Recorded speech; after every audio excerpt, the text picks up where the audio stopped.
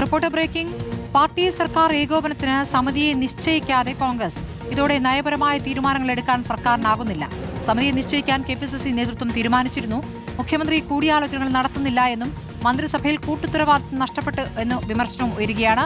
Helicopter വിവാദത്തിൽ മുഖ്യമന്ത്രിക്ക് പ്രതിരോധം തീർക്കാൻ മന്ത്രിമാർ തയ്യാറായിട്ടില്ല. മന്ത്രിമാരായ K Muraleedharan, C P John എന്നിവർ മാത്രമാണ് മുഖ്യമന്ത്രിയെ പിന്തുണച്ച് പ്രതികരിച്ചത്. റോഷിപാൽ വിവരങ്ങളുമായി. റോഷിപാൽ, ഇപ്പോൾ സർക്കാരിനും പാർട്ടിക്കുമിടയിൽ ഒരു ഏകോപനം നടക്കുന്നില്ല എന്ന വിമർശനം ഉയരുകയാണോ? എന്താണ് തടസ്സമാകുന്നത്?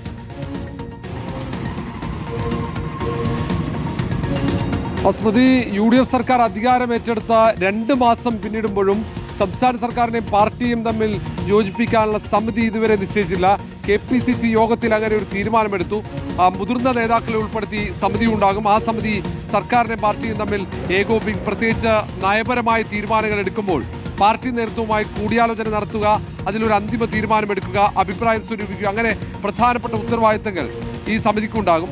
പക്ഷേ അങ്ങനെ സമിതി ഇതുവരെ രൂപീകരിച്ചില്ല. അത് സർക്കാരിനെ സംബന്ധിച്ചിടത്തോളം വലിയ വെല്ലുവിളിയാണ്. PM-ശ്രീ വിഷയത്തിലടക്കം പല സുപ്രധാന തീരുമാനങ്ങൾ എടുക്കുമ്പോൾ പാർട്ടിയുമായി കൂടിയാലോചിക്കാൻ ഒരു ഇടനിലയായി മുതിർന്ന നേതാക്കൾ ഉണ്ടാകേണ്ടതാണ് എന്നതായിരുന്നു നേരത്തെയുള്ള അഭിപ്രായം. ഉമ്മൻചാണ്ടി സർക്കാരിന്റെ കാലത്ത് അങ്ങനെയാണ് രാഷ്ട്രീയകാര്യ സമിതി രൂപീകരിച്ചത്. അതിനപ്പുറത്ത് മുതിർന്ന നേതാക്കളെ മാത്രം ഉൾപ്പെടുത്തിയുള്ള ഒരു 5-അംഗ സമിതിയാണ് ആലോചിച്ചത്. അതേസമയം തന്നെ മുഖ്യമന്ത്രിക്കെതിരെ ഉയർന്ന പ്രതിപക്ഷ വിമർശനങ്ങൾ പ്രതിരോധിക്കാൻ ഉൾപ്പെടെ മന്ത്രിസഭയിലെ മറ്റംഗങ്ങൾ തയ്യാറാകുന്നില്ല എന്ന വിമർശനവുമുണ്ട്.